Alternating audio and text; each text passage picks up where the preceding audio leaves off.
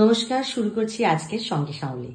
আজকে আমাদের এই স্টুডিওতে আড্ডা দিতে যিনি এসেছেন তিনি আমাদের সকলের মানবীদি। আমি আর কোনো ইন্ট্রোডাকশন, কোনো ভূমিকা যাকে বলে গৌরচন্দ্রিকা হয়ে যাবে কিচ্ছু না করে সোজাসুজি মানবীদির কাছে চলে যাচ্ছি, কারণ ব্যক্তিগত জীবনের পরিচয় মানবীদি আমার সিনিয়র। এই যে পড়াশোনার জীবনটা তুমি তো এখনো এনজয় করো নিশ্চয়ই?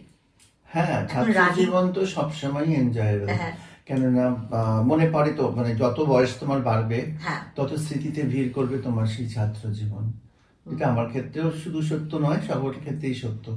কারণ বাবাকে দেখতাম যখন বাবা একদম বিছানায়, বাবা 2022-এ চলে গেছে, তা বাবা মানে যখন বিছানায় পড়ে তখন সারাক্ষণ তার যৌবনে কি করেছিলেন, কোথায় কোথায় চাকরি করেছিলেন, সেই চাকরির লোকেদের সাথে তার কি ইন্টারাকশন হয়েছিল সেগুলো বলতেন, পুরোনো কথা। হ্যাঁ, তাতে আমি হয়তো সেই সময়টাকে ধরতে চেষ্টা করতাম। এবং অনেকে আমাকে বলতো, যখন ফেসবুকে লিখতাম, বাবার এই কথাগুলো ধরে রাখো। ধরে তো কিছুই রাখা যায় না, সবটাই বৃষ্টির জল। তো তোমার সেই যে সোমনাথ দা, আমার তো মনে আছে অনাথটাকে আমি বলি, হ্যাঁ, সেই সোমনাথ দা থেকে আজকে মানবীদি, এই যে লম্বা জার্নি। এবং সেই সময় কিন্তু বেশ তুমি সাজগোজও ভালোই করতে, মানে এই যে সাজগোজটা কি তোমাকে, এই যে এক্সটার্নাল সাজগোজের কথা বলছি আমি, এটা কি তোমাকে করতে হয় কনসিয়াসলি? যখন ওই বয়সে ছিলাম, ইউনিভার্সিটিতে যখন তুমি দেখতে, সেইটা কতটা কনসিয়াসলি ছিল আমি জানি না। সেটাতে অল্প বয়সে তো একটা রূপের দমক থাকে, তাতে যাই পড়ো তাতেই ঝকমকায়। আর এখন যেটা হয়েছে সেটা মানে প্রসাধন, সেটা প্রকৃষ্ট রূপে একটা সাধন। মানে সেই রবি ঠাকুরের কথাই আসে যে আমার এই যে জাগতে হবে, কি জানি সে আসবে কবে। সেই অপেক্ষাতেই হয়তো জীবন থাকে, আমার সেই অপেক্ষাতেই জীবন চলে। তার জন্যই সাজুগুজু করে বসে, কেউ আসবেন আমার কাছে। আসবেন মানে তিনি অবশ্যই ঈশ্বর, মানে সে তো অনেক মহাত্মা যিনি আসবেন। হয়তো খুব একটা কনসাসলি যে বললে সাজি না, সাবকনসাস থেকেই সবকিছু হয়। এতদিনের জার্নিতে আমার সাবকনসাসের সাথে আমার একটা কোথাও যোগাযোগ হয়তো হয়েছে। আমি মানুষের সাথে শুনেছি সাবকনসাসের সাথে নাকি আমাদের কারোর যোগাযোগ হয় না, একমাত্র স্বপ্নের যোগাযোগ হয়। অবশ্যই আমার নিজেকে নিজের দেখতে ভালো লাগে, কারণ আমার জগৎটা খুব নিজের সঙ্গে নিজের। না, সেটা তো 100 বার যে তুমি তো সেভাবেই সাজছো যে যেভাবে তোমার নিজেকে ভালো লাগছে। সমাজ তো আমায় সরিয়ে দিয়েছিল, নির্বাসনে পাঠিয়েছিল, সেখান থেকে তো আমি একার সাথে একাই ঘর করেছি এবং তাই থাকি, এবং সেটা অভ্যেস হয়ে গেছে। সেজন্যই বললাম যে সবাই যখন গেছে বনে, তখন আমি কিন্তু আছি জেগে। আর জ্যোৎস্না রাতে সবাই গেছে, আমার যে জাগতে হবে, কি জানি সে আসবে যদি আমায় পড়ে তাহার মনে।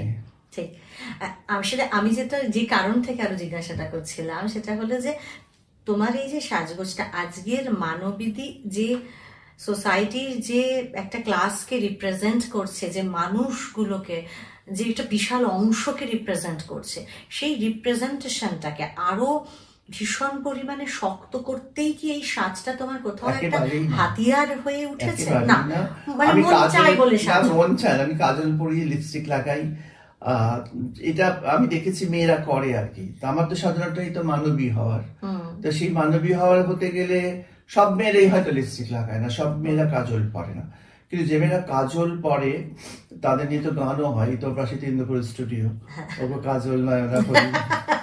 তা সেই সব সফট জায়গা থেকে, ভালো লাগার জায়গা থেকে, অতটাই তো সবসময় ক্লাসিক হওয়া যায় না, কিন্তু ক্লাসিক থেকেই তো আবার এই চতুল গানগুলো আসে। তা আমার মনে হয় যে নেশার কাজল চোখে পড়েছি, ঘুরিয়ে আঁচল আমায় বেঁধেছি, এটা শ্রাবন্তী মধুরের গান বোধ না গো? আমার মনের ময়না তাকে অমনি ধরা যায় না, সে ভালোবাসতে শিখেছে। অর্থাৎ বয়সটা অনেকটা কমে থাকে, তুমি যদি একটু কাজল লাগাও, একটু লিপস্টিক লাগাও, রঞ্জনী বলে, হ্যাঁ, ওষ্ঠ রঞ্জনী, নয়ন রঞ্জনী, থাক না নন্দিনীর চোখে রঞ্জনী হবে। একদম একদম, তোমার কথার মধ্যে সাহিত্য একদম মানে পরতে পরতে মোড়া। সাহিত্য পড়েছিলাম বলেই কিন্তু একার সময় সহিত দিয়েছে সাহিত্য। সাহিত্য কিন্তু ওই জায়গাটা দেয়, কম্পেনিয়ন যেটাকে বলে, সহিত থেকেই তো সাহিত্য, যে তোমার সহিত থাকে। তোমার এটা ফিল হলো কখন, মানে কি করে এটা প্রথম ফিল করলে? সেই একেবারে বয়ঃসন্ধির সময় যে না তোমার শরীর এক আর মন আর এক কথা বলছে? বেশিরভাগ ক্ষেত্রেই আমাদের সোসাইটিতে মায়েরা খুব অত্যাচারিত হয় বাবাদের থেকে কোনো না কোনো ভাবে। এটা কিন্তু সাইকিয়াট্রিস্টরা বলতেন যে যাদের মা বাবার মধ্যে এইরকম দ্বন্দ্ব, বা বাবা এসে মাকে কিছু অত্যাচার করে, অত্যাচারটা করেই, হ্যাঁ, ডোমেস্টিক ভায়োলেন্সের আইনটা এরকম, তা সেই জায়গা থেকে ওই বাচ্চা ও মায়ের পক্ষ নিতে থাকে, যেখান থেকে এই ট্রান্সজেন্ডার হওয়ার একটা ব্যাখ্যা আমি পেয়েছি। আচ্ছা, মা যেহেতু কিছু চাকরি বাকরি করতেন না, বাবা চাকরি করতেন, মানে অর্থনৈতিক ভাবে খুবই মা বাবার প্রতি নির্ভরশীল, তার তো সবসময় একটা ভয় থাকবে যে আমার হাত পাততে হচ্ছে না, আমার এই নির্ভরতা চলে গেলে আমি কোথায় যাবো। এটা মেয়েদের মধ্যে ভীষণ ইনসিকিউরিটি, মানে ওই ইনসিকিউরিটিটাই হয়তো আমার মধ্যে ছিল, বীজ বপিত হয়ে গেছিল, যেখান থেকে আমার বয়ঃসন্ধিতে আমার সেইটা নারীত্বে এলো আর কি। আমি খুব ছোট থেকেই কখনো নিজেকে পুরুষ ভেবে উঠিনি। তারপরে আমি বুঝি নারী হওয়ার এই জার্নিটা লোকের কাছে কত হেয়, পুরুষ জন্ম কতটা শ্রেয়। ছোট থেকে আমি কোথাও বুঝিনি যে আমি কোথাও পুরুষ। আর একটা বড় জিনিস তোমার কি মনে হতো? আমার নারী মনে হতো নিজেকে। আমি 4 বছর বয়সেই আমি ফ্রক পরে নিতাম। আচ্ছা, সেখানে তোমার বাড়ি থেকে কখনো অবস্টাকেল আসতো, বাধা আসতো? বাধা বলতে দেখো, আমাকে বাধা দেওয়ার মতো আর কে থাকবে? তোমার নাম তো তারা রেখেছিলেন সৌমি। না, নাম তো সৌমি বা অন্য কোনো নাম? না, তারা তো আমাকে মহিলা ভাবেননি, তারা তো আমাকে পুরুষ বাচ্চাই জন্ম দিয়েছেন। এবং সবচেয়ে আমাদের সোসাইটিতে যেটা আরেকটা হয়, প্রত্যেকটা মেয়ে, আমার মনে হয়েছে, আমার অভিজ্ঞতা, যেমন তসলিমার যখন বলে হয়েছিল, অনেক বছর ওটা তসলিমার অভিজ্ঞতা, ওটা সব মেয়ের অভিজ্ঞতা না, কিন্তু আমার মনে হয় না যে ওরকম হয় একটি মেয়ে ব্যতিক্রমী অভিজ্ঞতা হলো অন্য মেয়ে ধরনের। আমাদের সমাজে কিন্তু বাচ্চারা খুব ইনসিকিউর, মানে ওই যৌনতার জায়গা থেকে, সেইটা কিন্তু আমি খুব ফিল করেছি। কারণ আমাদের তো এই শিক্ষাগুলো ছোটবেলায় দেওয়া হয় না। ছোটবেলায় দেবে কি? তোমাকে তো একজন তোমার বড়, তোমার আত্মীয় স্বজন তোমাকে যৌন নিগ্রহ করতে পারে, পারে না, করে। আমার জীবনে সেই অভিজ্ঞতা ভীষণ ভাবে এসছে, এবং প্রত্যেকটা ট্রান্সজেন্ডারদের জীবনে এটা ভীষণ ভাবে। অনেকে বলে না, আমার তো হয়নি, নাও হতে পারে, তার হয়তো অন্য কোনো কজ আছে, কিন্তু এটা থাকে। মহিলা বাচ্চা মেয়েকে যেমন রেপ করা হয়, ট্রান্সজেন্ডাররা ভীষণ ভাবে রেপ হয়, একদম শিশু বয়স থেকে, শৈশব থেকে। আচ্ছা আচ্ছা, সেটা জানেও না, ঘরের মধ্যেও হতে পারে, ঘরের মধ্যেই হয়, তারপর বাইরে হয়। আগে ঘরে হয়ে যায়, তারপর আস্তে আস্তে, মানে এখন তো ওদেরকে বলে যৌন কর্মী, আসলে ওদের ওই যৌন খাদ্যটা খাইয়ে দেওয়া হয়, তারপর যখন ওরা খুঁজতে যায় তখন ওরা যৌন কর্মী হয়ে যায়। তুমি না হয় একটা ভাবছিলে যে তুমি নিজেকে মেয়েদের মতো, একটা মেয়ের ভাবছিলাম, আমি মেয়েই ছিলাম, তুমি মেয়ে, যেখানে আমার অস্বস্তি ছিল আমার পুরুষ যৌনগ্রন্থিটা। এখন আমি বুঝতে পারি ওটা একটা খুব নমিনাল ব্যাপার, খুব ছোট ক্ষুদ্র। আসল ব্যাপক ব্যাপারটাই তো হচ্ছে গোটা সমাজ, গোটা সংস্কৃতি, জীবন। সেখানে যৌনতা কতটুকু, এই যে বলে না ট্রান্সজেন্ডার বা লিঙ্গ নির্মাণের কথা বলা হয়, কিন্তু বলা হয় হোমোসেক্সুয়াল, সেখানে কিন্তু বলা হচ্ছে সমকামী, মানে কাম শব্দটা ঢুকে গেল, কিন্তু ট্রান্সজেন্ডারদের ক্ষেত্রে ঢুকছে লিঙ্গ শব্দটা। অর্থাৎ লিঙ্গ আর কাম তো এক নয়। সেই লিঙ্গর যে ব্যাপক জায়গা, সেই জায়গাটাতে, সেই জায়গার যে নারী, সেই নারী কিন্তু যৌনতার জন্যই শুধু নারী তা নয়, সেভাবে মা হবে, সেভাবে সে গৃহিণী হবে, সেভাবে একটা ফুল তোলা বাচ্চা মেয়ে হবে, ঠাকুরের গলায় মালা পরাবে, শিব ঠাকুরের গলায় দোলে বইচি ফলের মালিকা। এই স্বপ্নগুলো তার থাকে, এবং তুমি বাইরে থেকে বলবে, ও তুমি মেয়ে ভাবছো নিজেকে, খুব সহজে বলবে, কিন্তু তার যন্ত্রণা তুমি কখনো বুঝবে না। সে একটি মেয়ে বহন করছে একটি পুরুষের শরীর। এটা যে কত কষ্ট যার না হয়েছে, সে ছাড়া কেউ কখনো বুঝবে না। যেটুকু মানে ফ্র্যাকশন আমি ফিল করার চেষ্টা করি, সেটুকু হলো সেটা একটা সাংঘাতিক, মানে আমরা ছোট ছোট জিনিস ঘরের মধ্যে আমাদের কথা কেউ না মানলে আমরা কিরকম মানে ফ্রাস্ট্রেটেড হয়ে যায়, কিরকম একটা এজিটেশন আসে মনের মধ্যে। আর সেখানে তোমাদের পুরো ব্যাপারটা শুরু থেকে একটা দ্বন্দ্ব, এই লড়াইটা কার সাথে লড়তে হয়, এবং নিজের সাথে নিজের। তোমাকে সবাই অ্যাভয়েড করছে, সবাই তোমায় ছিছি করছে, ঘৃণা করছে। সেসব তো বাইরের, ছেড়ে দাও। না, বাইরের বলেও একটা ছেঁড়াখোড়া ব্যাপারটা ভেতরে মনের মধ্যে, সামাজিক যে জায়গাটা, বাইরের লোক সবই তো বাইরের, মা বাবাও তো বাইরের। আসলে দেখো, আমরা হয়তো সোচ্চারে বলছি, অনেক মেয়েরও এই জায়গাটা আছে না, মানে তার বাপের বাড়িরও সে নয়, সে শ্বশুর বাড়ির নয়, সে কারণ নয়। একদম এই ফিলিংসটা আমি খুব করি, যে একজন মেয়ের যে অস্তিত্ব, মানে হীনতা বলবো, বা অস্তিত্ব খুঁজে পায় না, যে আমি কার। আমাকে একজন দিদিমণি একদিন ট্রেনে আসছিলাম বলেছিল, আমার হাজব্যান্ড একদিনকে আমাকে বলছেন তুমি একটু বাইরে যাও তো, মায়ের সাথে কথা বলবো। বলে এইটা শুনে আমি যে সারা জীবনের এত তিল তিল, আমার ছেলে মেয়ে এখন বড় হয়ে গেছে, তারপরে এত বড় আঘাত খেলাম, চুর করে সব ভেঙে গেল। একটা সময় তো আমাদের বলা হতো, আমি তখন একটা সময় খুব শুনতাম যে মেয়েদের ঘর হবে না কখনো, আজকে বাবার ঘর, কালকে স্বামীর ঘর, তারপর ছেলের ঘর। সেই জায়গা থেকে হয়তো একটা ফিনান্সিয়াল ইন্ডিপেন্ডেন্সের একটা মুভমেন্ট হলো, মেয়েরা আস্তে আস্তে বাইরে বেরোলো। হ্যাঁ, হতে পারে ওটা একটা পার্ট। এত অধিকাংশ মায়েরা চেষ্টা করেনি, কখনো ভাবেননি যে তারা বাইরে বেরিয়ে রোজগার করবেন, কারণ তারা ভাবতেন বাইরে বেরোলে আমার সংসারটা ভেসে যাবে। তারা তো ওই সতীত্বের একটা আবরণে থাকতেন যে আমার স্বামী, আমার ছেলেপুলে, আমার সংসার। তারপরে যখন তারা সবাই বড় হয়ে ডানা মেলে উড়ে বেরিয়ে গেল, তখন তিনি একা পড়ে রইলেন। এখান থেকে আজকের দিনে আমরা যখন ওই বয়সে পৌঁছবো, আমাদের নিজস্ব অন্তত জগৎ থাকবে, কারুর সবটাই কিছু বলা যায় না, মানে তোমাকে সেই জগৎটা অন্তরে তৈরি করে রাখতে হবে। আমি তো আমাকে দিয়ে বুঝি যে আমি এতটা ভালোবাসি আমার সংসার, আমার হাজব্যান্ডকে, হ্যাঁ, কিন্তু সে কি আমাকে সেটা ফিরিয়ে দেবে? সেটা অতটা ফিরিয়ে না দিলেও সে যদি আমার সঙ্গে বিট্রেটা না করে, তাহলেই আমি বুঝবো আমার এতদিন। কারণ আমি প্রচুর লাভ অ্যাফেয়ার্স আমার জীবনে এসছে, প্রচুর ভালো ভালো ছেলে দেখেছি, নিবেদন করেছে আমাকে একবার আত্মা থেকে, তারপরে দেখেছি গিয়ে কেস করে দিয়েছে আমার নামে কোর্টে। তাই এই তো আমার কেস করে দিয়ে সে বলছে আমি জানতাম না উনি মহিলা নন, আমাকে এরকম ঠকিয়ে দিয়েছে, করে আমাকে বিয়ে করতে চাইছে, এরকম মানে ভুলভাল কেস আর কি। বুঝতে পারি এই কেস, মানে তুমি এই যে যুদ্ধের পাশাপাশি এই যে নোংরামি, কাদা ছোঁড়া, এইগুলোও তো আছে। কেন আমি এস্টাবলিশ করেছি, প্রিন্সিপাল হয়েছি, কেন তুমি প্রিন্সিপাল হবে? তুমি তো ঢোল বাজানো উচিত তোমার, তুমি রাস্তায় শিখলে ভিক্ষা চাইবে, আমরা তোমাকে করুণা করবো। একদম এই জায়গাটাতেই সেদিন যেটা তোমার সাথে কথা হচ্ছিল, যে তোমাকে কেউ কেউ উগ্র বলে, তুমি বলো যে তোমাকে কেউ কেউ উগ্র বলে। আমার কখনো মনে হয়নি উগ্র, বরঞ্চ আমার কেন জানি মনে হয় সব দেখলে যে কোথাও একটা মানে পক্ষীমাতা ডানা মেলে বসে আছে যে আয় তোরা যে পারিস আমার কোলের কাছে আয়, আমার বুকের কাছে। আমার এটা মনে হয়। তোমার স্ট্রেচারটা ওপরওয়ালা খুব লম্বা দিয়েছেন, এটা নিয়ে কোনো বক্তব্য নেই, এটা একটা তোমার একটা সাংঘাতিক অ্যাডেড অ্যাডভান্টেজ। তো সেই তুমি হাত ধরে তাদেরকে যাতে তুলে আনতে পারো, তারা এসে যেন তারা নিজের পায়ে দাঁড়াতে পারে, রোজগার পাতি করতে পারে সেই জায়গাটায়। কিন্তু আমাকে বলো, এইটা করতে গেলে যে এফার্টটা দিতে হয়, মানে তারা কতটা তাদের তুমি পাশে দাঁড়াতে পারো? কারণ তুমি তাদের রোজগারের ব্যবস্থা করতে পারো, তাদের মানে মানসিক মনের দিক থেকে কি তুমি এতটাই তাদের এনলাইটেন করতে পারো?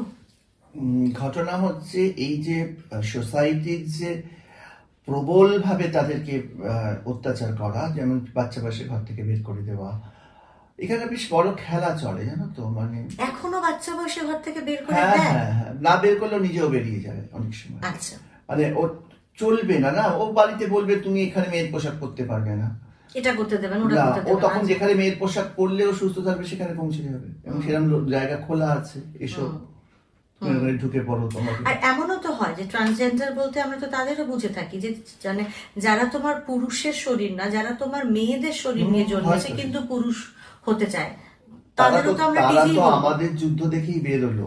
কিন্তু আমি বলছি তাদের আমরা কিন্তু সেই অর্থে অতটা দেখি না, নাকি আছে আমাদের সেই অর্থে দেখো না, কারণ তার কারণ হচ্ছে যে মেয়েদের ক্রিকেট দেখো তোমরা, মেয়েদের ক্রিকেট তো দেখো না, ছেলেদের ক্রিকেটটা দেখো। হ্যাঁ, তার মানে কি মেয়েদের ক্রিকেটটা নেই? আছে। হ্যাঁ, সেই জন্য একজন পুরুষ মহিলা হয়ে যাচ্ছে, সেটা তো পুরুষতন্ত্রের খুব আঘাত। আচ্ছা, সেটা একটা খুব যন্ত্রণার জায়গা। এটা পুরুষ আমার মনে হয়েছে আর কি, আমি এগুলো আমি নিজে ভেবে ভেবে বার করেছি আর কি। এবং তুমি এখন দেখো ওই রাস্তায় যারা ভিক্ষা চায়, ওখানেও তুমি ওটা পাবে না যে মহিলা থেকে পুরুষ হতে চাইছে, সে রাস্তায় দাঁড়িয়ে ভিক্ষা দিতে চাইছে, তাকে কেউ ভিক্ষা দেবে না। শরীরটার থেকেও যে মনটা অনেক বড়, সেই জায়গাটা তো মহিলাদের মধ্যে ছিল। এবং আমি তো এরকম প্রচুর জানি যে মেয়েটির বিয়ে হয়েছে, তারপর স্কুলের টিচার, তারপর সে সেখান থেকে বেরিয়ে এসে সার্জারি করে ছেলে হয়েছে, এবং একটি মেয়েদের স্কুলে একমাত্র পুরুষ শিক্ষক হিসেবে পড়াচ্ছে। এরকম প্রচুর আছে।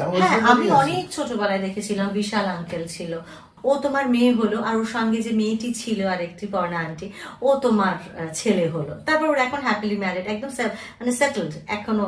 ওটাও একটা নাটক, মানে এই যে ছেলেটি মেয়ে হলো, মেয়েটি ছেলে হলো, এটা এই কনসেপ্টটা খুব আনার চেষ্টা করা হচ্ছে, যাতে ওই মানুষগুলোকে একটা আলাদা। তা কেন হবে? যদি কেউ আমার যদি হার্টটা চেঞ্জ হয়, তাহলে কি আমার কোনো পুরুষের সাথে মানে তথাকথিত সো কল্ড ন্যাচারাল পুরুষের সাথে বিয়ে কেন? কারণ ও তো ন্যাচারাল পুরুষই চাইবে। ও কখনো চাইবে না একটি মেয়ে পুরুষ হলো তাকে বিয়ে করতে, এটা কিন্তু কেউ চায় না, চাইবে না, মেয়েটিও চাইবে না। যে পুরুষ হবে সেও চাইবে একটি খাঁটি মানে মহিলা। এই ট্রান্সজেন্ডারদের নিয়ে বিরাট একটা খেলা চলছে, তাদের আইসোলেট করার অনেক পদ্ধতি। আচ্ছা, এইখানে আইসোলেশন আসবে কি করে? আইসোলেশন সোসাইটি থেকে নারী পুরুষ ওরা, ওদের সাথে ওদেরই বিয়ে হয়। সকাল নর্মাল লোকেরা ওদের ধর্ষণ করতে পারে, সেক্সুয়াল তৃপ্তি পেতে পারে, বিয়েটা হয় না। বিয়েটা ওদের সাথে ওদের হলো। কি বলছি? তুমি তো বিয়ে করেছো। হ্যাঁ, করেছি তো। মানে তুমি তো সোকল নর্মাল লোককেই বিয়ে করেছো। দেখো, কে নর্মাল আর কে অ্যাবনর্মাল আমি এখনো বুঝি না। সোকল নর্মালের মধ্যে যে কত অ্যাবনর্মালিটি আছে, আর আমার মতন সোকল অ্যাবনর্মালের মধ্যে যে কত নর্মালিটি আছে, সেই জায়গাগুলো আমার কাছে খুব মানে সোসাইটিতে কিছু প্যারামিটার থাকে, সেটা না মানলেই সে। তোমার দাম্পত্য জীবনে তো কোনো অসুবিধা আসেনি? শোনো, দাম্পত্য জীবন মানে যদি শুধু বিছানা মনে করো তাহলে তো মুশকিল হবে। বিছানাটার কোথাও কোথাও অসুবিধা নেই। আর দাম্পত্য জীবন মানে বিছানা ভুলে গিয়ে তারপর দাম্পত্য। কেন বিছানাটা তো একটা তথাকথিত প্রতিতা, যে কেউ একটা বিছানা শেয়ার করতেই পারে, সেটা কিন্তু কোথাও বিবাহের সঙ্গে যুক্ত না। কিন্তু আমরা ভুল করি। আমরা এত ব্রহ্মচর্যের দেশ আমাদের, এত মানে সাধু সন্ন্যাসী ব্রহ্মচর্যকে আমরা এত প্রণাম করি, কিন্তু বিয়ের সময় আচ্ছা তো আপনি কি স্যাটিসফাইড? আচ্ছা হয় আপনার সাথে কি হয়? হ্যাঁ, আশ্চর্য কথা, হয় না হলে এত রেপ্ট হচ্ছে কি করে? আমি তো বলছি ছোট থেকেই আমরা রেপ্ট হই, হ্যাঁ, বাচ্চা বয়স থেকে। সুতরাং ওই জায়গাটা কেন বাথরুম করতে কোনো অসুবিধা নেই, সংসার করতে অসুবিধা হয়। সংসার আর বাথরুম করা দুটো এক নয়।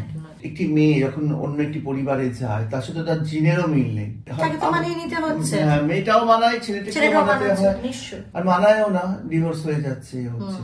এই মনে করো মেয়েরা বুদ্ধিতে খাটো, মেয়েদের কি 12 হাত কাপড়ে কাঁচা হয় না, এটা তোমার মনে হয় এটা প্রচার, একেবারেই প্রচার। একটি মেয়ের অনেক বেশি বুদ্ধি, এটা। এবং সোসাইটিতে তুমি দেখবে ছেলেদের যত কিছু উন্নতি, মানে ওই যখন ছেলেদেরকে লেখক বিজ্ঞানী বেশিটাই ছেলে, তার মধ্যে 2-1 কালোজিরের মতো মেয়ে ঢুকে যায়, 5 ফোড়নের মতো, তখন মনে হয় ওই যে একটা মেয়ে ঢুকেছে, ওটাই আলাদা করে।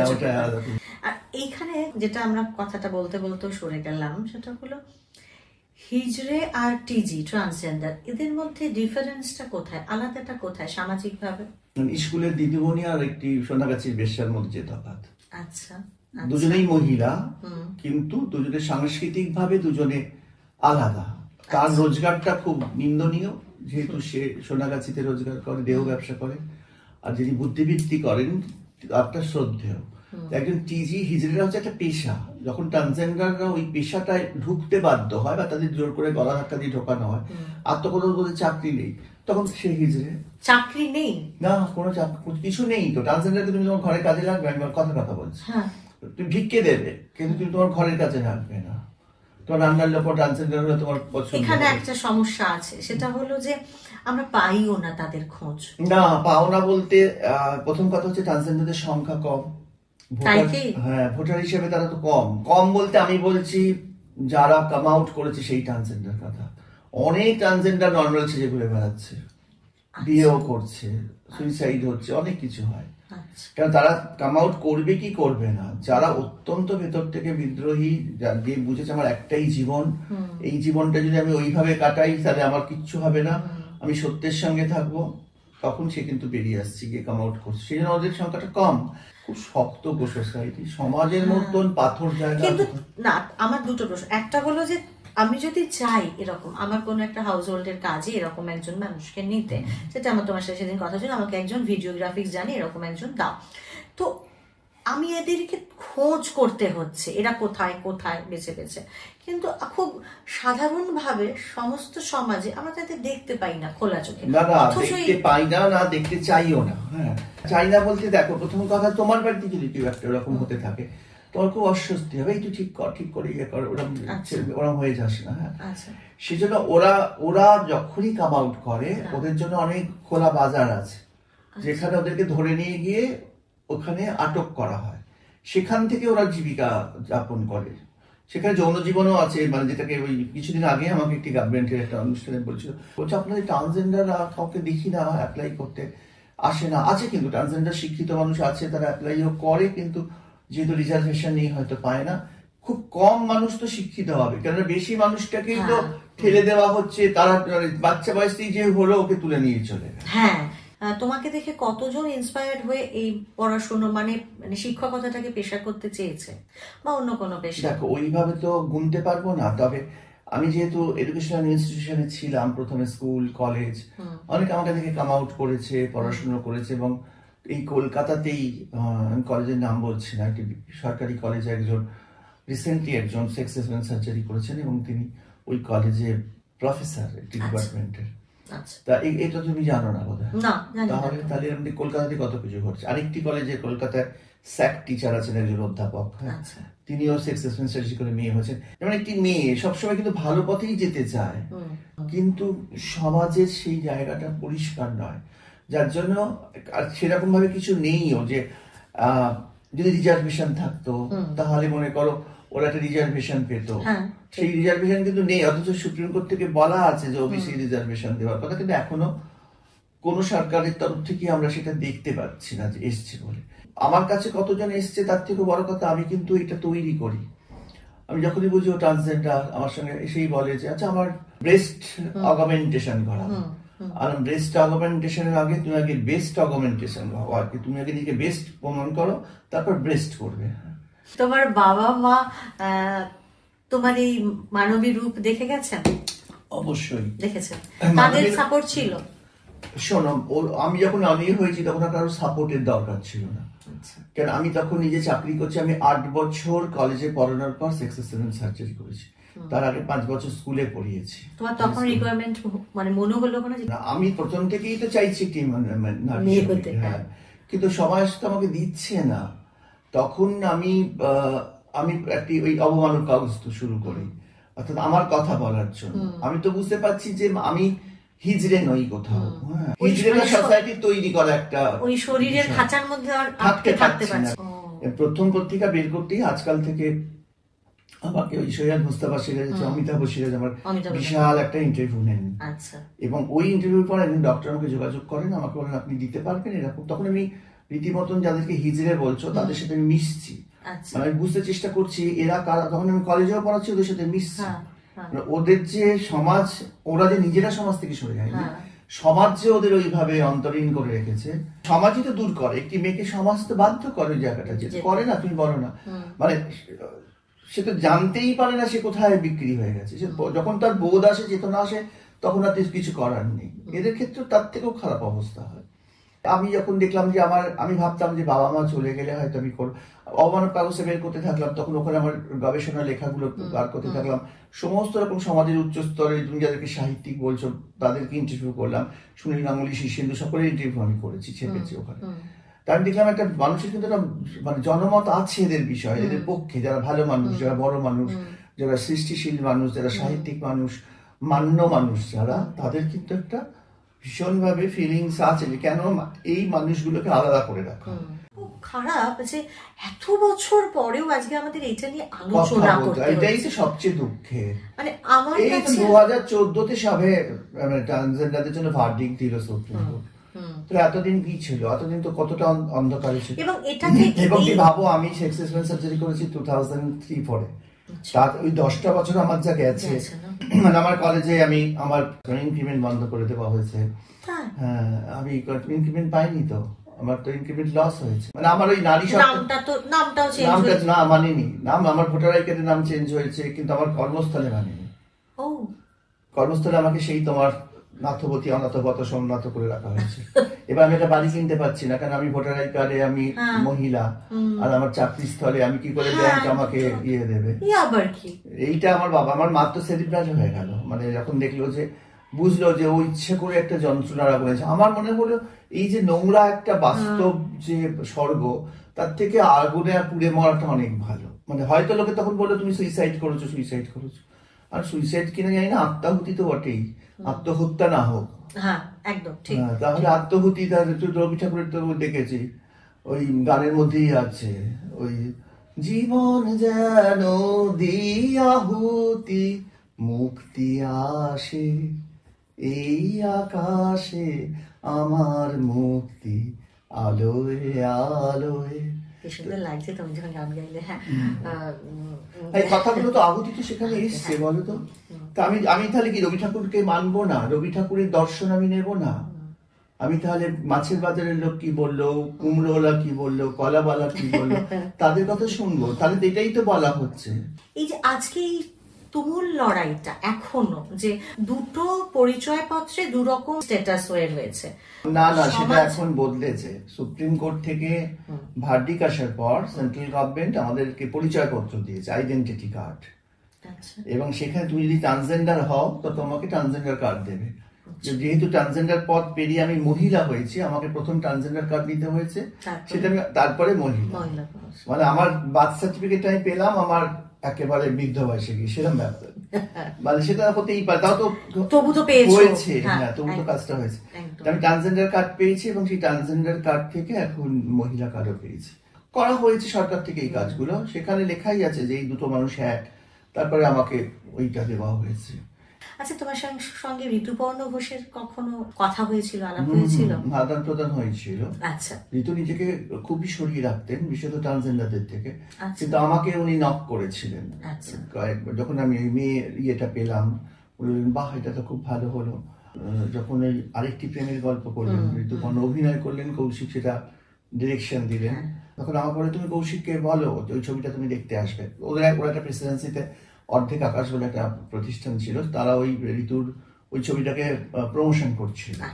তখন আমি গেছি, এইভাবে হয়েছে। কিন্তু আমার ইচ্ছে হতো যে বেশি করে ঋতুর সাথে কথা বলি, কিন্তু আমি ওই আরেকটি প্রেমের গল্পে ঋতু যখন বলতে শুরু করলো, আমি কিন্তু মেয়ে নই, আমাকে ম্যাডাম বলবে না, মানে ও হয়তো আমার মনে হয়েছে যে ঋতুপর্ণ হোমোসেক্সুয়ালিটির কথা বলতে চাইছে, যেহেতু হোমোসেক্সুয়ালিটির একটা আলাদা আদর আছে, একটা ইন্টেলেকচুয়ালিটি আছে। পার্সোনাল জীবনে আমি মনে করি ঋতুপর্ণ যদি সেক্স রিঅ্যাসমেন্ট সার্জারি করতেন, ঠিক মতো ট্রিটমেন্টে থাকতেন, অনেকদিন বাঁচতেন, অনেক বড় কাজ করতে পারতেন। কিন্তু ওনার সম্পর্কে ভুলভাল বলা হয় যে উনি সেক্স রিঅ্যাসমেন্ট সার্জারি করতে গিয়ে মারা গেছেন, এটা একেবারেই নয়। এটা খুব ভুল তথ্য দেওয়া হয়। আসলে এই ব্যাপারটাই তো খুব সকলের কাছে কষ্টের। প্রত্যেকটা পুরুষের মধ্যে একটা নারী থাকে, সেভাবে আমাকে যদি কাল সেক্স চেঞ্জ করতে হয়, ওই জন্য ঘৃণাটা আসে, ভয় পায়। নিজেদের ভয় পাওয়ার একটা কারণ আছে, ছেলেরা বেশি ভয় পায় দেবে। একটা পুরুষের মধ্যে তো সেই নারী থাকে। কালকে থেকে যদি আমি শার্ট প্যান্ট খুলে দিয়ে ওদের মতো শাড়ি পরতে থাকি, তাহলে কোথায় যাবো? তাকে ওকেই মার, ও আমার আয়না হয়ে আয়নাটাকে ভাঙ। ঋতুপর্ণ সেটাই করেছেন, সেটা করেছেন মানে সেই সময়ের পরিপ্রেক্ষিতে করেছেন। তখন তো 2014 ঋতু কিন্তু দেখে যাননি 2014 ভার্টিকে, 13তে তো ঋতু চলে গেছে। থাকলে হয়তো কি হতো সেটা দেখতে পারতাম। মানে উনি অনেক কষ্ট পেয়েছেন, উনি অত প্রতিভাধর মানুষ, একাকিত্ব সাংঘাতিক। কারণ উনি আমাদের মতো মানুষদের সঙ্গে মিশলে বলবে তুমি হিজড়ে হয়ে গেছো, অথচ ওকে কিন্তু যখন রবীন্দ্র সদনে কোথাও কাজে গেছে টক টক করে তালি মারছে ওকে থেকে, মানে অপমান করতে তো মানুষ ছাড়ে না। তা সেজন্য ঋতুর প্রতি আমার প্রচন্ড শ্রদ্ধা, প্রচন্ড, মানে আমার কেন আমার আপামর বাঙালির শ্রদ্ধা, এবং একটা খুব অনন্ত দুঃখ যে আমার ডক্টর আমাকে বলেছিলেন, জানো তো ঋতুপর্ণ এসছে তোমার কথা বলছিলেন, আচ্ছা মানবীর কি বাকি, তখন তুমি একা চেঞ্জ করেছিলে, আর কেউ নেই। তার এখন তো তুমি দিল্লিতে গেলে অবাক হয়ে যাবে, দিল্লিতে শুধু ট্রান্সজেন্ডার অপারেশনের জন্য একটি নার্সিং হোম, যেখানে রোজ 4-5টা করে হচ্ছে। আমি পিজির একজন ডক্টর, পিজিতে বিনা পয়সায় করানো হয় কোম্পানির তরফে। পিজির এক ডক্টর অনুষ্ঠানে সেদিনকে বলছেন, আমার সাথে খুব ভালো ওনার যোগাযোগ ছিল, তো উনি বলছেন যে আমি অবাক হয়ে যাই কি ভবিষ্যৎ সামনে আসছে, এত সিক্স, মানে পিজিতে ওরকম 6 চেঞ্জ হয়, মানে পিজিতে হচ্ছে, মনে করো ওখানে তো সাইনবোর্ড টাঙিয়ে হচ্ছে দিল্লিতে, একজন ডক্টর করছেন প্রচুর। কিন্তু এটা কি সবটাই নিজেদের মনের চাহিদা, না কিছুটা অন্যরকম চাহিদার ক্ষেত্রে অর্থনৈতিক সুযোগ সুবিধা পাওয়া? কিছু না, ওটা আমাকেও বলেছিল আমি নাকি ইনকাম ট্যাক্স ফাঁকি দেওয়ার জন্য। কি অর্থনৈতিক সুবিধা পাবে গো? অর্থনৈতিক সুবিধা সমাজে সারাক্ষণ তাকে গালাগাল করছে, অচল করে রাখছে, এটা একদম মিথ্যে কথা। এতটা লম্বা জার্নির পরে কখনো কখনো ক্লান্তি আসে না? যখন এই হিপোক্রেট সমাজটাকে দেখি আমার একদমই ক্লান্তি আসে। তোমার চণ্ডীরূপ তুমি কোথায় দেখাবে? চণ্ডীরূপ তো চণ্ডী যখন আমরা শুনি মহালয়া, কানের ভিতর দিয়ে মরমে বসে যায়, সুতরাং আমরা কিন্তু চণ্ডিকাকে শুনি, তারপর দেখি, তারপর আমরা অঞ্জলি দিই। সুতরাং আমি কিন্তু চণ্ডীরূপে নই, কিন্তু লোক আমার মধ্যে শক্তিকে দেখে চণ্ডীকে দেখবেন। আমি দেখাতে চাই না আমি চন্দ্ররূপ। আমি সবাইকে ভালোবাসি, আমি বেচারা মনে করি যারা সোসাইটিতে সামাজিক ভাবে থেকে গেল, মূর্খ বড় সামাজিক নয়, শঙ্খ ঘোষের কবিতা। এই সময় মানবী কার কাছে প্রেমের জন্য কারুর কাছে গিয়ে আঁচল পেতেছে? হ্যাঁ, আমি তোমার হাজবেন্ডের কাছে প্রেমের জন্য আঁচল পেতেছি। সেই আঁচল পূর্ণ হয়েছে? কিছুটা হয়েছে, মানে পূর্ণ বলতে আমি আমার হাজবেন্ডকে আমি অ্যাজ মাই চাইল্ড অ্যাডাপ্ট করেছি হয়তো, কেননা স্বামী সন্তান একসাথে, এটাই কিন্তু হয়, দেখবে তুমি। সেই জন্য মানে পূর্ণ হয়েছে বলতে, দেখো পূর্ণ হয়ে গেলে কিন্তু রাত সব শেষ হয়ে যায়। যতক্ষণ পূর্ণ না হচ্ছে ততক্ষণ তোমার অ্যাক্টিভিটিস রয়েছে, কাজ রয়েছে। সুতরাং পূর্ণতা তো সহজে হয় না, অভিজ্ঞতা হয়েছে, এবং আমি আস্তে আস্তে স্ত্রী থেকে মাতায় হয়তো রূপান্তরিত হচ্ছে, মাতৃত্বে, এরা মনে হয় আমাকে। কিন্তু সেটা তো তাকেও বুঝতে হবে, এই জায়গাটা সে না নিতে পারলে তো মুশকিল। এবং মানে আমার এই বিবাহের ক্ষেত্রে আমি কিন্তু বিবাহ করতে চেয়েছিলাম না, মানে কেননা আমার আসলে আমি অনেকগুলো ধাক্কা খেয়েছি। খাওয়ার পর আমি বুঝেছি যে স্ত্রী হওয়ার থেকে মা হওয়া ভালো। তখন আমি একটি ছেলেকে, আমার মানে সে আমাকে মা বলতে থাকে, সে একটি স্টুডেন্ট, মানে আমার ডাইরেক্ট স্টুডেন্ট না, অন্য একটি কলেজের স্টুডেন্ট। তাকে আমি খুব অন্তর দিয়ে মানে সন্তান হিসেবে নিয়েছিলাম। কিন্তু আমার কমিউনিটির লোকরা দেখে বলে, ধুস, তোদের আবার বাচ্চা কাচ্চা, তোর আবার ছেলে, তোদের সবাই তোদের নাম, মানে ওদের মাথাটা ঢুকে গেছে যে আমাদের কোনো বাবা মা, আমার কোনো সন্তান, সবাই নাম। এই করতে করতে ছেলেটি নষ্ট হয়ে গেল। ও একজন ট্রান্সজেন্ডারকে বিয়ে করলো। কিন্তু আমার কাছে আরেকটি ছেলে এলো, সেই ছেলেটি সে বললো, তোমাকে মা ডাকতে পারি?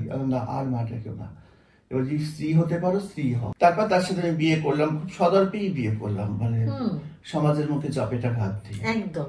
তা বিয়ে করলাম এবং রেজিস্ট্রি ম্যারেজ করলাম। আমি তারপর আস্তে আস্তে, সেও ভাবতো বোধ হয় আমার যৌন লিপ্সার জন্য তাকে আমি বিয়ে করেছি, কিন্তু সেটা একেবারেই নয়। আমি তো মন খুলে দেখাতে পারবো না কাউকে, তাই না? হ্যাঁ, কিন্তু এবং সে মজার কথা, আমার তার জন্য উথালি পাথালি একটা ইয়েও এলো, মানে ভালোবাসা এলো। তারপর সে একা হয়ে গেল, তার বাবা ছিল না, মা মারা গেল, ও চলে এলো। তারপরে লোকের খুঁটুন, মানে আচ্ছা উনি আপনার কি, আপনার থেকে তো অনেক ছোট, কি হয় আপনার ছেলে? আমার হাজব্যান্ড, আমার বাবা, প্রথমত আমার বাবা, দ্বিতীয় কথা আমার স্বামী, তৃতীয় কথা আমার ছেলে, তারপরে হচ্ছে আমার ছেলের ছেলে না ইয়ে হয়েছে আপনার শান্তি। এইভাবে এই হচ্ছে আমাদের সোসাইটি। তুমি যে স্টেপটা নিয়েছিলে সেই সময় থেকে আজকে কি কিছুটা এগিয়েছে? তার মানে তোমার কথা মতো এগোয়নি, একই জায়গায় কিছুই এগোয়নি। তবে যারা এখন সেক্স চেঞ্জ করে তারা অত ভয় ভীতি করে না। তারা জীবনের একটা স্টেজে গিয়ে বোঝে যে আমার আর কিছু হারানোর নেই, কিছু করার নেই, আর এভাবে থাকলে আমাকে সবাই গালাগালি দেবে, ধর্ষণ করবে, বিভিন্ন রকম ভাবে উত্তক্ত করবে, কিন্তু আমি যেই এটা করে ফেলবো, মেয়ে হয়ে যাব, তখন দূর থেকে আমায় গালাগালি করবে, কাছে আসবে না। এবার এটা হচ্ছে একদম লাস্ট স্টেপ, মানে আমি বলতে পারি এটা কাশি যাত্রা। যারা করছে তারা তো আমার সঙ্গে যোগাযোগ রাখে, আমি জানি একটা সারা ভারতবর্ষ, সারা পৃথিবী জুড়ে ট্রান্সজেন্ডার। এই তো নয় যে শুধু ওয়েস্ট বেঙ্গলে, তেমন তো নয়। হ্যাঁ, কত ট্রান্সজেন্ডারদের সাথে মিশি, কত সাহিত্য একাডেমিতে যাই। এখনো তো তোমার আদার্স লেখা থাকে, যেখানে মেল ফিমেল আদার্স, এবার আদার্স এর মধ্যে কি সবাই পড়ে? ওর যারা লেখে আদার্স তাই জানি না, তবে আমার মনে হয় আমি আদা আর কি আদার্স কিনে জানি। মেল ফিমেল আদার্স বলে তো বাথরুম গুলো করে না। আমি এক্স্যাক্টলি, আমি এটার জন্যই বলতে যাচ্ছিলাম যে তবে আমার কলেজ সার্ভিস কমিশনে আমি যখন প্রিন্সিপাল হতে গেছিলাম, ইন্টারভিউতে দেখলাম ওরকম আদার্স এসছে, তো তাহলে আমি লিখে দিলাম ট্রান্সহম্যান। কিন্তু আদার্স কথাটা কোনো মানে হয় না, কারণ সুপ্রিম কোর্ট যেহেতু শুধুমাত্র ভার্ডিক্ট দিয়েছে ট্রান্সজেন্ডারতে, আদার্স বলতে সব বোঝায়, হোমোসেক্সুয়াল, এলজিবিটি, কিন্তু এলজিবিটি কে তো দেয়নি, এলজিবিটির মধ্যে টিটাকেই শুধু দিয়েছে তাদের, কিন্তু এলজিবির জন্য কিছু দেয়নি। কিন্তু এখানে বেশ মক্ষম একটা পলিটিক্স চলে, রাজনীতি চলে, মানে যারা হাতে ক্ষমতা আছে তারা এলজিবিটি কে পুশ করতে চায় ওখানে। কিন্তু এলজিবিটি কে তুমি বাইরে থেকে চিনবে না, কে এল কে জি, তারা তো একজন তোমার মতো একজন মহিলা, ওর মতো একজন পুরুষ, একমাত্র চেনা যায় আমাদের। সেজন্য এলটাকেও আমাকে নিতে হয়, জিটাকেও আমাকে নিতে হয়, বিটাকেও নিতে হয়, সবই হচ্ছে আমরা, যেহেতু আমরা আমরা এখন হাসতে হাসতে কথাটা বলছি, কিন্তু সাংঘাতিক একটা চাপের একটা ব্যাপার। তোমার নিজের আত্মজীবনী লিখতে ইচ্ছা করে বা কিছু? আমার জীবনে বেরিয়েছে, কোথা থেকে বেরিয়েছে জানো? পেঙ্গুইন থেকে। বিশাল আমার আত্মজীবনের নামে গিফট অফ গড সিলেক্টস মি, অনেক বড় কিছু হয়ে গেছে আমার জীবনে, এবং ওটা ভারতের বিভিন্ন ভাষায় অনুদিত হয়েছে, কানাডা থেকে, হিন্দি থেকে, পাঞ্জাবি ভাষাটা তো আবার পুরস্কারও পেল সেই সেদিন। অনেক কিছু আমাকে নিয়ে তোমার কাজকর্ম আর একটু বলো না, কাজ কর্মকাণ্ডের পরিধি। আমি এত কাজ করি, আমি বলছি না পেরে উঠি না, আমি এত আমার কাজের চাপ, এত কিছু আসে, অনেক কিছু ভুলেই যাই। তুমি সাহিত্য একাডেমির সাথে যে হ্যাঁ, সাহিত্য একাডেমি আমাকে ওদের দিয়েছিল ওই সদস্য পদ। এখন ওখানে আমি বললাম না যে সাহিত্য একাডেমিতে একটা ট্রান্সজেন্ডারদের জন্য উইংস করা হচ্ছে, সেটা আমি কিন্তু প্রথম বলি ওদেরকে যে এখানে একটা সাহিত্য একাডেমিতে উইংস করা হোক। বেশ কিছু লেখালেখি। তুমি যদি এই সিনেমাটা দেখে থাকো কৌশিকের ওই নগরকীর্তন, ওখানে কিন্তু আমার আত্মজীবনীটা দেখিয়েছে, আমি দেখালাম যে এই দেখো এইটা বেরিয়েছে পেঙ্গুইন থেকে। ওইটা সারা পৃথিবীতে খুব আদৃত হয়েছে এবং ওটা বিভিন্ন ভাষায় অনুদিত হয়েছে। আর বাংলাতে আমি একটা লিখেছি, সেটা কারিগর থেকে 2019-এ বেরিয়েছে। সেটা হচ্ছে আমার অর্জিত নারীত্ব।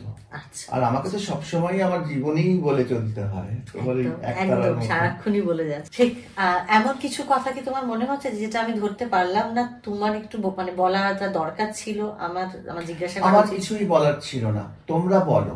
আমি মনে করি যা পেয়েছি, যা দেখেছি তার তুলনা নাই, মানে যাবার দিনে এই কথাটি বলতে যেন পাই সেরকম অবস্থা। আমাদের কাছে তুমি প্রথম বেরিয়ে এলে অত বড় লাল টিপ পরে, মাথার উপরে অতটা চুল থেকে পায়ের নখ অব্দি একটা সবটা মিলিয়ে একটা বিশাল অস্তিত্ব। সোমনাথ আসলে ভৈরবী হলো, সোমনাথ ভৈরবী হলো। ভৈরবী একটা রাগ। সোমনাথ তার ছবি আমার কাছে নেই, সেই মানুষটা হারিয়ে গেছে। কিন্তু এই পুরোটা নিয়ে তোমার যে উপস্থিতি, সেটা ভীষণ পরিমাণে ভাইব্রেন্ট, ভীষণ পরিমাণে পজিটিভ এবং ভীষণ পরিমাণে টাচি। এবং এর জন্য আমি জানি মানে তোমার শরীরের পুরো মন জেগে বসে আছে। এই যে কতগুলো আলাদা করে বাইরে থেকে প্রত্যঙ্গ নিয়ে, অঙ্গ নিয়ে নিজের ভেতরে চলছো, কি মনে হয় এটা সত্যি দরকার ছিল মানে তোমার নিজের জন্য, নাকি সমাজের কাছে? না, আমার নিজের জন্য দরকার তো ছিলই, কেননা আমার স্তন আমার কোন পুরুষের তাতে স্পর্শ পাবে, আমার স্তন কোথাও আমার সন্তান খাদ্য পাবে, সেইটা তো ছিলই। কিন্তু আমি জানি আমার স্তন থেকে সন্তান খাদ্য পাবে না, কিন্তু তার রূপকটা তো রইল, নকল বুদ্ধি কর্তা থাকলো তো। কিন্তু সেখানে সেই তার স্তরের তলায়, সেই পিরামিডের তলায় তো প্রচুর ভালোবাসা, প্রচুর। সুতরাং সেইটা যদি না থাকতো, আমার স্তন অঙ্গ প্রত্যঙ্গ না নিয়ে যদি নারী হতাম, তাহলে আমি বুঝতাম নিজেকে নিজে ঠকাচ্ছি। এইভাবেই তুমি অবমানবদের সত্যি একটা অবয়ব দাও। আমাকে ঋতু একবার বলেছিল, ঋতু বর্ণ, যে অবমানব কেন? তখন আমি বললাম যে অবমানবের দৃষ্টিতেই তো দেখা হয় ওদের, আমি তো মহামানব বলতে পারবো না, এখনো দেখা হয়। ভালো লাগলো খুব, অনেকদিন পরে তোমার সাথে বেশ জমিয়ে বসে, আর ডিএলএ মানে ডিপার্টমেন্টাল লাইব্রেরিতে নয়, তার বাইরে একটা। আবার সেটা অনেক বলার কথা আছে, আমি চেষ্টা করব তোমার স্টুডিও থেকে বলতে। একদম একদম নিশ্চয়ই, আমরা তো চাই আমাদের এই আড্ডা চলতে থাকবে, আর আমরা চলবো একদম মানবীদের সঙ্গে, মানবীদের পুরো জগৎ নিয়ে। কারণ আমাদের বিশ্বাস, আমরা জানি সঙ্গে আপনারাও জাগছেন, আপনারাও আছেন আমাদের সঙ্গে। আপনারা না জাগলে আমাদের বেঁচে থাকাটা ভীষণ ক্লিশে হয়ে যায়। মানে এই যে মানবীদি বলে যে আমাকে যে জাগতে হবে, মানবীদি জেগে থাকাটা পুরো অহেতুক, ব্যর্থ হয়ে যাবে। কাজে মানবীদি আরো অনেককে নিয়ে জেগে আছেন, শুধুমাত্র আপনাদের জাগরণের অপেক্ষায়। আপনারা জেগে উঠুন, সঙ্গে থাকুন, আমাদের সকলের সঙ্গে হাত বাড়িয়ে মানবীদির পুরো জায়গাটার হাত ধরুন, পুরো জগতের হাত ধরুন। থ্যাংক ইউ মানবীদি, থ্যাংক ইউ সো মাচ। তোমার কিছু বলার আছে যেতে যেতে মানুষের কাছে, যারা আমাদের ইন্টারভিউ শুনবে? আমার যেটা বলার, আমার খুব ভালো লাগলো যে শাওনি এখানটা এসে দাঁড়িয়েছে, ওর জীবনে একটা বিরাট স্ট্রাগল আছে। একটি মেয়ে যেরকম ভাবে স্টুডিও চালাচ্ছে আমাকে খুব অনুপ্রাণিত করেছে, অনুপ্রাণিতই বলছি। আর সেখান থেকে আমি ওর সাথে আরো কিছু, আমার এক প্ল্যান আছে, প্ল্যান বলতে আমার সবটাই এই ট্রান্সজেন্ডার ইস্যুটা তোর বাইরের নয়, ট্রান্সজেন্ডার ইস্যুটা উঠে আসলে নারী পুরুষের অনেক সমস্যা উঠে আসবে। এটা কিন্তু এই নয় যে এটা একটা শুধু আলাদা একটা কোনো অস্তিত্বের মানুষের, একদম আসলে পুরো নারী পুরুষের সমস্ত সমস্যা নিয়েই কথা বলা হবে। এটা আমার ইচ্ছে থাকলো তোমার সাথে করার। নিশ্চয়ই নিশ্চয়ই। আর আমাদের ইচ্ছেটা আমরা কিভাবে বাস্তবায়িত করি, তার জন্য তার প্রমাণ নিয়ে আমরা আসবো আপনাদের কাছে, আপনাদের সামনে। আমাকে প্রচুর মানুষ ভালোবাসেন, প্রচুর তারা লেখেন, আমার ফেসবুকে তো ভীষণ ভাবে পাই, বা বিভিন্ন অনুষ্ঠানে আমাকে যখন ডাকা হয়, সরকারি বেসরকারি, সেখানে আমি মানুষের ভালোবাসা বুঝতে পারি যে এত মানুষ আমাকে ভালোবাসেন, শ্রদ্ধা করেন। মানে শ্রদ্ধাটাও তো ভীষণ আরোপিত, কিন্তু আমি বুঝি এটা ঠিক আরোপিত না, এটা অন্তর থেকে একটা মুগ্ধ বোধ আর কি।